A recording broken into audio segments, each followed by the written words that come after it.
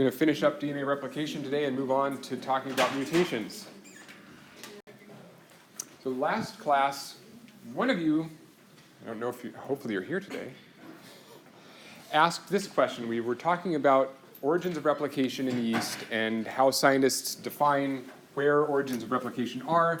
Turns out there's a particular DNA sequence, the ARS consensus sequence, or ACS, down here on the bottom of the screen. And somebody asked, I think, if I interpreted the question correctly, is every time that sequence exists on a chromosome, does that sequence get used as an origin of replication? And I don't know the answer. So I said I would investigate the answer and I would report back. So I am. I wasn't able to find out that anybody has actually done that study, but we have already learned something in class that we can use to try to address this question. So what sort of statistics thing did we work on before that had to do with how many times a particular sequence shows up in a chromosome or in a genome? If we were looking for example, how frequently you might see AT-AT at random, what's the likelihood at any point you look at a chromosome, what's the probability of seeing those 4 nucleotides in that sequence, AT-AT? Remember how to do that Isn't it like 1/4 calculation? So the probability of having there are 4 letters in DNA, 4 nucleotides. The probability of having an A, any place you look is you've got a 25% chance or a fourth of finding an A. If you just closed your eyes and you pointed at a letter, a nucleotide in a genome, there's a 25% chance it's an A. Assuming that the genome contains 25% A in total, 25% T's, 25% G's, and 25% C's. So the probability of finding all 4 of those together is 1/4 times 1/4 times 1/4 times 1/4. Because the probability at each of those spots of there being the nucleotide you're looking for is 25%. So that's 1/256. 4 times 4 is 16, times 4 is 64, times 4 is 256. So your probability of one in every 256. If you're looking for that sequence, how big is the ARS consensus sequence? How frequently would we expect, by chance, that sequence to show up in a genome? That's a pretty long sequence, so the probability is really low. The more letters you add on to a particular sequence of DNA you're looking for, the less likely it is you find it. And that is 11 nucleotides long, if I count by I correctly, the ACS, 11 nucleotides. So that's 1/4, 25%, 0.25 to the 11th power, which is a really small number. It's basically one time you'd see this sequence, any 11 nucleotides, not just the ACS. In general, statistically speaking, you'd see an 11 nucleotide sequence once every 4.2 million base pairs, mega base pairs. So it's really rare. You would expect it to be really rare. So then the question is, so that's our expectation. That's what we would predict, just by probability. In this particular study, what did the authors observe? How frequently was the ACS experimentally found? Do we have some information up here? It's graphical, but do we have some information up here that lets us figure that out? How common were ACSs in this study? How would you figure that out?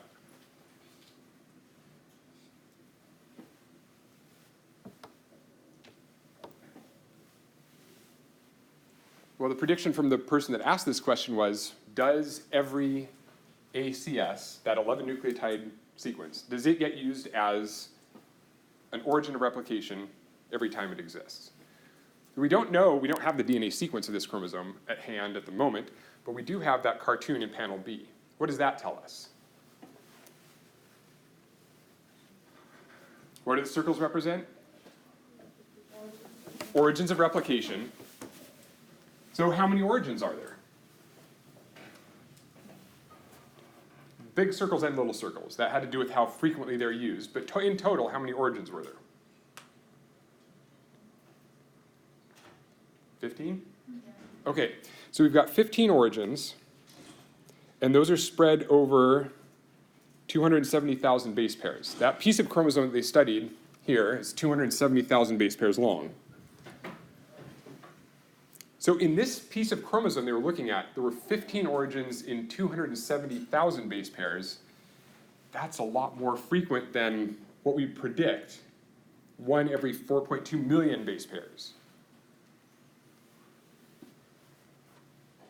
In other words, it looks to me, just from a probability standpoint, like there are a lot more origins of replication than you'd expect there to be by chance, based on our probability calculation. So to answer, this is a very hand-waving sort of answer, I'm just telling a story. It seems like there are way more origins than you'd expect by chance, so it's probably the case that every time you see this sequence, it's being used as an origin. Like I said, I didn't find any studies that anyone had specifically tested that hypothesis.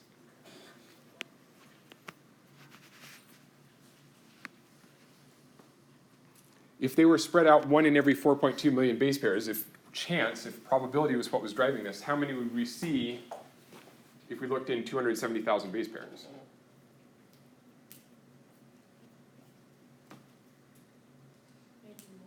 Is 270,000 smaller or larger than 4.2 million? Let's try that again. Is 270,000 bigger or smaller than 4.2 million? Okay, so smaller. So if you should see one origin, based on probability calculations, if you should see 1 every 4.2 million base pairs, if you look in a tiny stretch of 270,000 base pairs, 1, how many? A fraction of 1. On average, you'd expect not to see an origin of replication if you just looked in 270,000 base pairs, if they're spaced about every 4.2 million base pairs. This suggests that this sequence occurs a lot more frequently than you'd expect by chance, which probably means that every time it exists, it's being used as an origin, probably. Why does this sequence exist more than you'd expect by chance? That's an evolutionary biology question, so we'll wait until 105 unless somebody wants to really get into the details.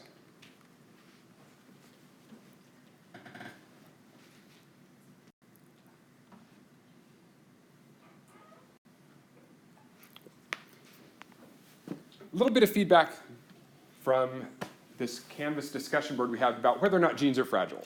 Everybody basically almost said, yeah, genes are fragile.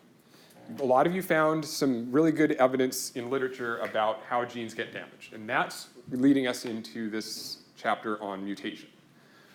Why do we care about mutation? It's a genetics class. What's the big deal with mutations? What is a mutation? Change in DNA sequence. What types of ways can DNA sequences change? So you can have one nucleotide turn into a different type of nucleotide. Not quite like that. You can get an A changed to a T, or to a C, or to a G. Point mutation. Single nucleotide changes from one nucleotide to another. You can get bigger changes, like deletions.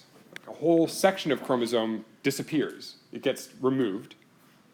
So you can have small individual little changes. You can have large-scale chromosomal changes. But what does that do? What do mutations do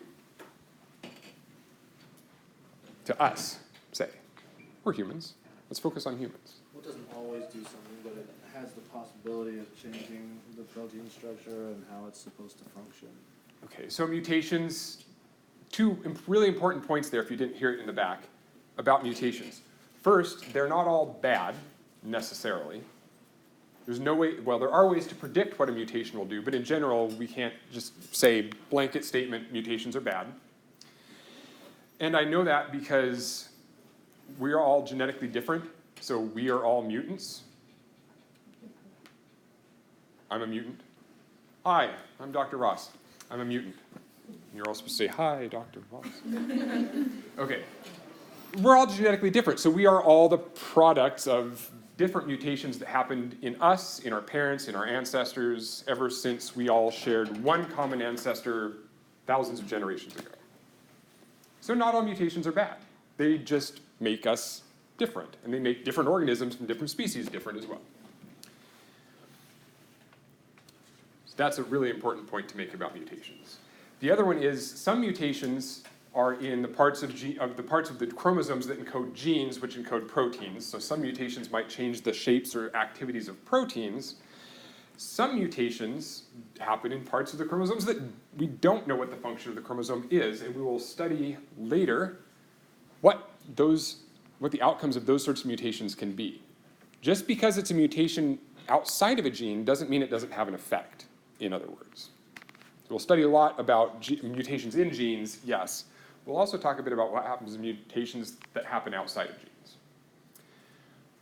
One of your responses to this prompt was really important. Genes become damaged quite often through mutation. We're going to talk mostly today about the processes of mutation. They happen often enough that there are regulators whose main function is to repair mutations. Did you know this? Our cells have genes that make proteins that repair DNA damage, because it happens all the time. So our cells have evolved machinery to fix those mutations.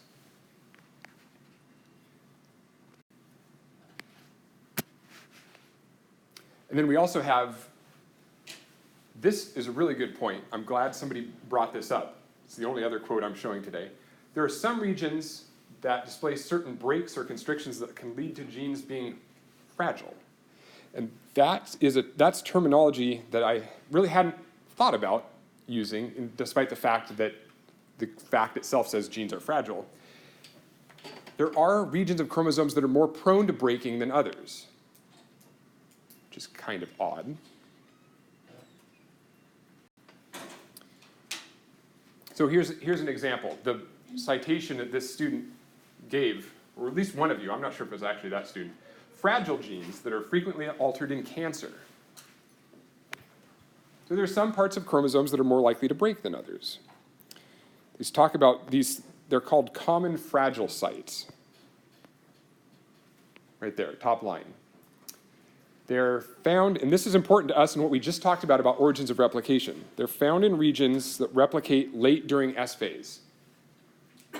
These are parts of chromosomes that right before cell division is about to happen, those parts of the chromosomes are finally duplicating right before the cell divides, which is a risky thing for a cell because if all of the chromosomes don't replicate by the time cell division occurs, what happens? Yeah. If replication origins are in flanking regions of a very large gene that replicates late, what happens? Replication might not be completed by the end of S phase, leaving regions of the gene unreplicated, resulting in deletions of the gene.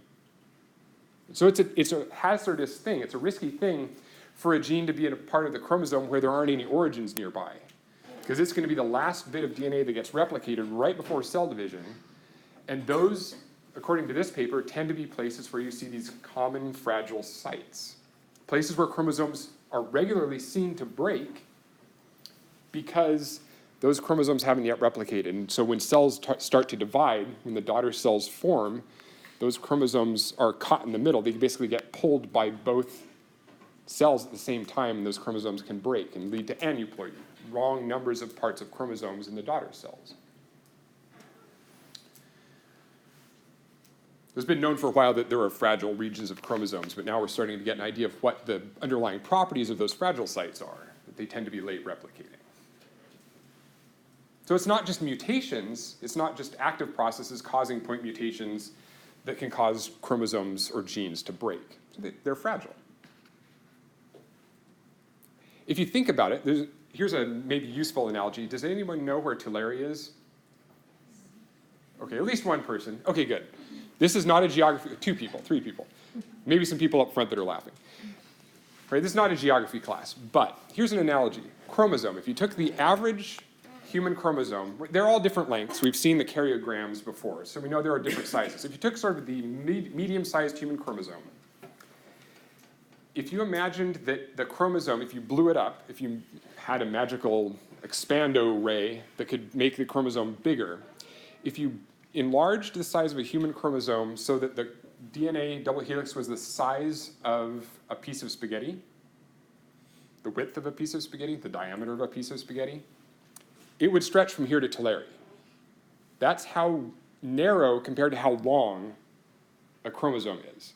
They're really thin compared to how long they are, and they're really fragile. That's one of the reasons that our chromosomes compact during cell division, to keep bits of chromosome getting tangled up from other bits of chromosome, and then when the cells pull apart, chromosomes get tangled up and break. It'd be like brushing my daughter's hair in the morning. Trying not to break the hair, that is. So getting back to the first point, I put these two last slides out of order. I should have done this one first and then the spaghetti analogy, but that's okay. Our cells have evolved proteins or processes, mechanisms to repair DNA damage. I have something that I need to tell you. I have the BRCA1 gene. It's the breast cancer susceptibility gene. Guess what? So do all of you. Why?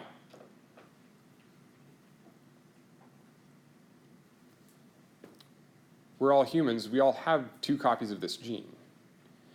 The issue is some people have the normal version of the breast cancer susceptibility gene. That's this gene here in the middle. You don't need to know really what this cartoon is. I'll explain it briefly. The BRCA1 gene stands for breast cancer susceptibility. This gene is normally involved in all of these processes that are cartooned here.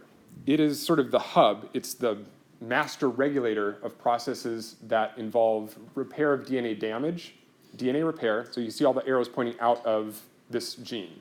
It's involved in coordinating DNA repair, programmed cell death, apoptosis, checkpoint controls. I mentioned this briefly a couple of classes ago, this idea that there are proteins in the cells that can sense how much DNA has been replicated and will try to stop cells from dividing until all of the chromosomes have finished replicating. That's checkpoint control. And here again, more DNA repair. In other words, when DNA damage occurs, when mutations occur, the BRCA1 breast cancer susceptibility gene is important in coordinating the activities of the cell to try to fix the DNA damage. It is the central player in all of these processes in the yellow rectangles. That's why this is a breast cancer susceptibility gene. We all have this gene because all of our genomes need that protein regulating all of the DNA repair processes that should occur in our cells. So how is this a breast cancer protein? Why is it called breast cancer susceptibility protein?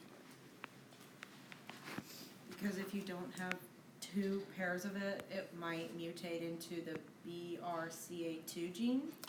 Oh, I didn't mention there's a BRCA2 gene, also involved in cell cycle checkpoints and DNA repair. It's entirely to do with mutation.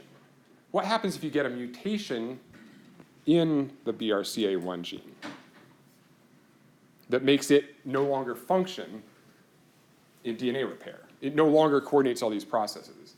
Then you get lots of DNA damage. Your cells don't destroy themselves when DNA damage is detected. They don't undergo programmed cell death, apoptosis. And then you're likely to get breast cancer. So it's the absence of this gene or the inability of that gene to function that predisposes people to getting breast cancer. The mutations in this gene are what predispose to breast cancer. So I have the breast cancer gene. I've got 2 copies of it. So does everybody in the room. The question is, do you have mutations in that gene that will predispose you to getting breast cancer? It's not having the gene. It's a good gene for us to have. It's mutations in this gene that are not good to have. The normal role of this gene is to repair our DNA. When it gets mutated, when BRCA1 protein doesn't function properly, it can't repair our DNA, and that can, not must, can lead to breast cancer development. Like 7 or 8 years ago, I think, it's been a while now, maybe 6 years, Angelina Jolie got genetic testing done, and she found that she had one of these common mutations in BRCA1 that might lead her to get breast cancer later in life. So she decided to have a prophylactic mastectomy.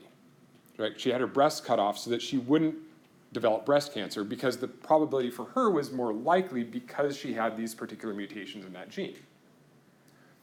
There was no guarantee that she would eventually get breast cancer. She just decided to do something about it before it might happen. So sometimes mutations are bad. They don't always necessarily cause an issue immediately. Sometimes they cause predisposition to an issue, like breast cancer.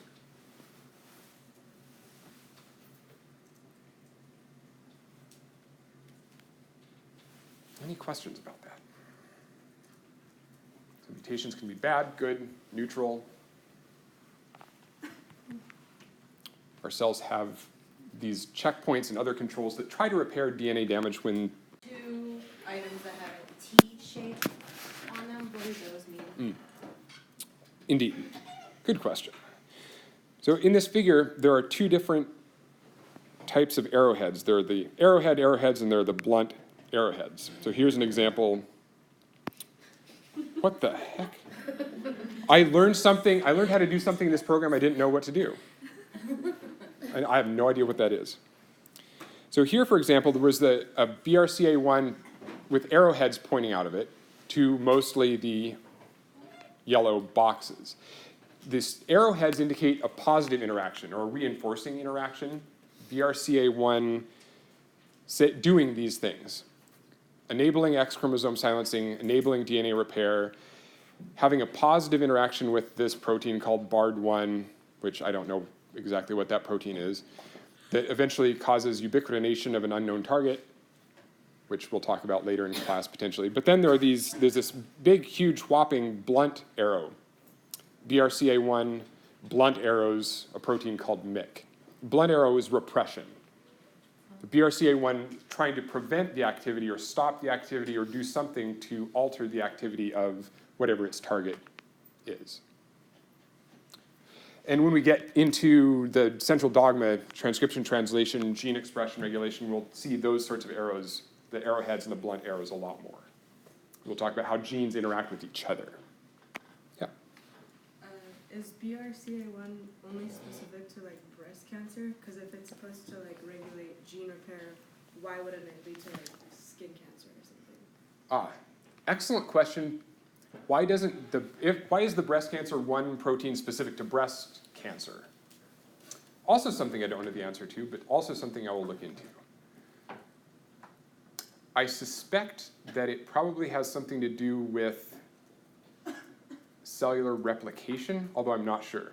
The point here being that the more cells divide, the more times they have to replicate their DNA, the more likely there is DNA damage that occurs, random errors that occurred during replication of the chromosomes. So tissues in our bodies that proliferate more, that is grow more, are more likely to have random mutations occur that might do something like disable the breast cancer gene. That's not really a great answer though, so I will definitely look into the details. Good question. That also doesn't really make sense because men get breast cancer too, at a lower rate. Interesting.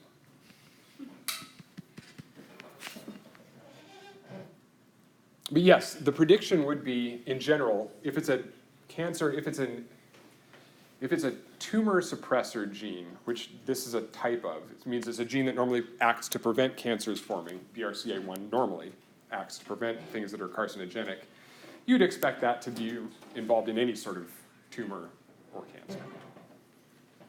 So why it's specific mainly to breast tissue, I'm not sure.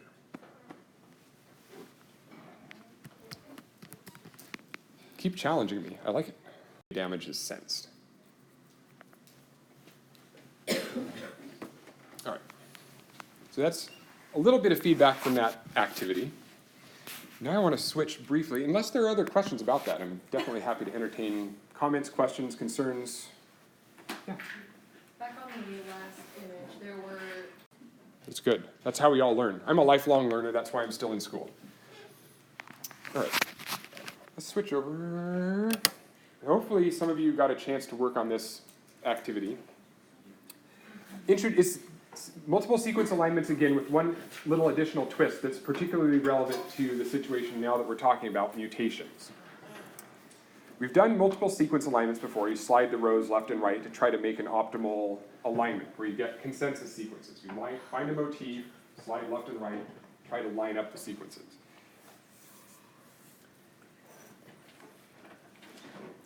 Did anybody try this one? Few people? Anybody else? Yeah? Did you get something that you thought was a reasonable alignment? Sorta? Kinda? So, for those of you that did try it, and for those of you that didn't, can you see a motif here? What's a good small number of nucleotides that seem to be similar to all of these that we could focus on? Which one? AGA. Okay, so can we expand that a little bit more? AGA seems to be common.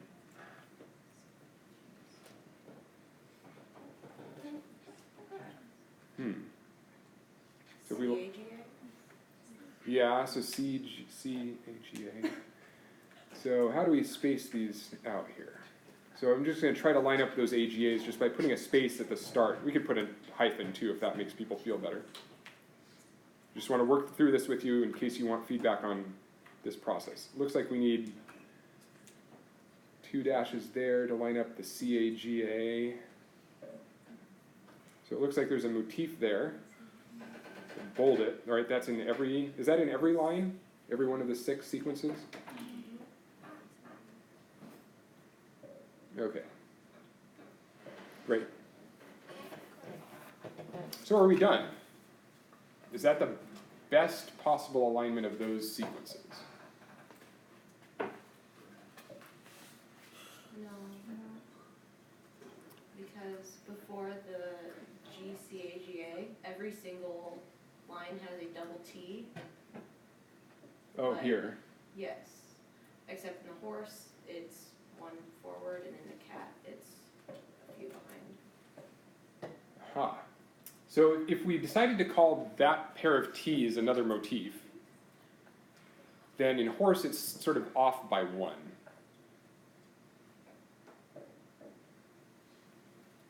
So how could we fix that?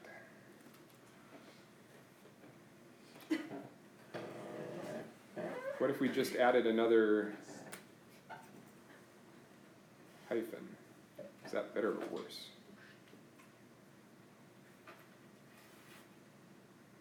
Well, that doesn't help, does it? Because now I've misaligned that central motif. It's off by 1 now. What to do? Maybe, wait, there's something else going on in horse. What about these T's? That pair of T's. It's there in the horse, but they're not quite lined up yet. So what if we did, this is the gapped alignment part. This is when you see that there's something that's not quite optimal, but close. What if there's a C here, the C above it, this first C in that motif, what if that's missing in the horse? That is, there should be C, C, C, C, nothing. Right, originally maybe there was a C there, maybe it got deleted. So, how do we represent that possibility? How about we do that? So now we've got the T's, TT, lined up down there. Totally different in the cat, don't know why. Cats are just special. We've got the pair of C's. We're missing 1 in the horse. And then we've got an unconserved. The nucleotide changes T, G, C, C, C, G. Still optimizing a little bit. I guess we better put another space at the start of the cat. That way we get those CGAGAs, GCAGAs all lined up like this. Consensus. So that solves the problem a little bit. We've got the T's back. In fact, that's a bigger motif now we can see. GCTT. All the way down except for again in cat. What are you going to do? Stop paying attention to the cat sequence.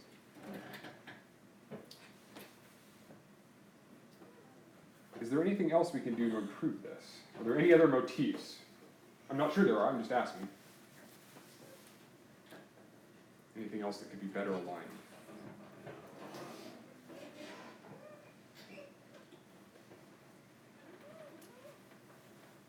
Well, one last question for now. If this pair of nucleotides is CC, where should that hyphen be? Should it be there or there? Should it be C hyphen or hyphen C, or does it matter? It might be that last one. It might be CC hyphen. Or it could be CC hyphen. Because in the cow and the pig, it churned into a different nucleotide. Right. So the point being here is that this last nucleotide before the bolded motif, T, G, C, and so forth, that is a position that's variable. We know it can differ depending on which species you look in. So it's the most likely spot, all things being equal, to have something that was maybe a deletion in a different species. So that might be the best place to put that dash. So this is the best possible alignment in this case, because everything that's conserved, GC, all the way down, the pair of T's, except for in cat, but there are no pair of T's around here that we can use to help, except for those ones we'll talk about, why not. Pair of C's all the way down, and then the one variable position is the one we put the hyphen in. That's the best optimal alignment. That's the gapped alignment. You insert gaps, hyphens, places where what would have happened there. We're talking about mutations. Gaps represent a deletion of a nucleotide, likely. So the ancestor of horses might have had a C there, or some other nucleotide that in that one species got deleted during DNA replication or through another process. So what we do know is that when you look at the similar DNA sequences, the DNA sequences of chromosomes from closely related species, you do see DNA sequence differences, and sometimes those include insertions or deletions of sequence.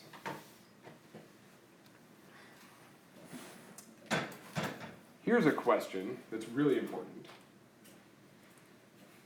Is that a deletion in a horse, or is it an insertion of a C in the cat, and a C in humans, and a C in chimps, and a G in pigs, and a T in cows? We have no reference. We have no way of knowing which came first. Was it an insertion or was it deletion? I think it's more likely to be a deletion, because to have simultaneous insertion from all of the other species is kind of, that's a happenstance that's probably not going to happen all at the same time. Okay. Other comments? Saw a hand over here.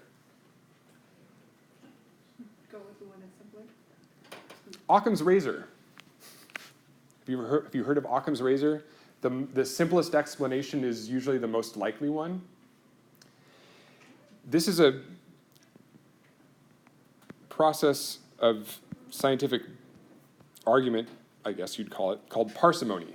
The most simple explanation is the most likely one. It's more likely that there was one single nucleotide deletion in one species than 6 single nucleotide insertions in 6 different species. Right?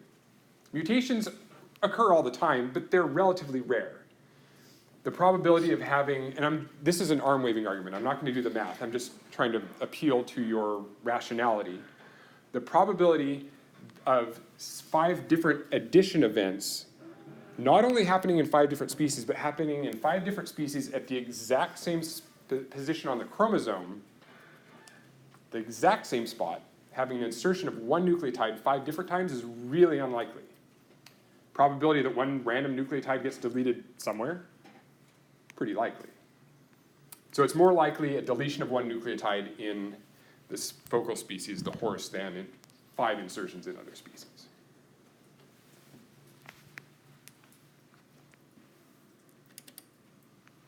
So, parsimony. You'll hear about that a lot more for those of you that go on to Biology 105. It's an incredibly important process of analysis in evolutionary biology.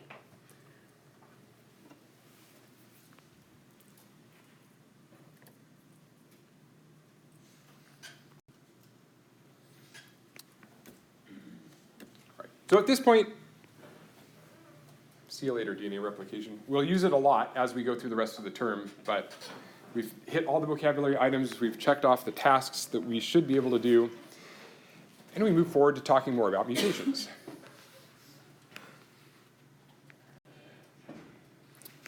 Where we have a new set of vocabulary and tasks, which you can read all about in the course manual if you want to. What we're going to focus on for the rest of class today is this first task, the outcomes of various treatments and processes on DNA, how mutations occur. We're going to focus specifically for the rest of today on external sources, the environment, how the environment can cause mutations. Trying to get, in fact, by today we should get down to the answer to that bottom right-hand question, what do sun exposure and eating hamburgers have to do with mutation? Love a good burger. Okay, let's knock off a couple of these questions that I'd asked you to review for today. 2 different sequences. You could make a gapped alignment of this. If you made a gapped alignment of these 2 sequences, where would you put the hyphen? Where would you insert a gap to optimally align these 2 sequences? Make them match top to bottom. After tat and before the G, I heard. So right in there, you could put a hyphen, and then the GACAT would align. So we'd realize that there's a C in sequence 2 where there's a gap in sequence 1. Is this an Indel or a SNP? What does Indel stand for? Insertion, deletion, which gets back to the point that we made of the horse, donkey, cat, mule, multiple sequence gapped alignment. We never know whether it was an insertion in one species or a deletion in the other species unless parsimony tells us that it's more likely one than the other. For the most part, you can't tell. So that's an Indel. Single nucleotide polymorphism is when one nucleotide in one species is a different nucleotide in a different species. So basically, anytime you have to gap an alignment, that suggests that it's an insertion or deletion. There's something missing in one species where it's present in another species. That was an insertion or deletion.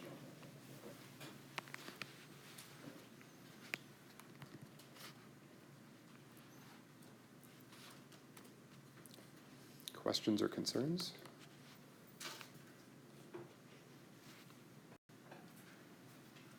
Ooh.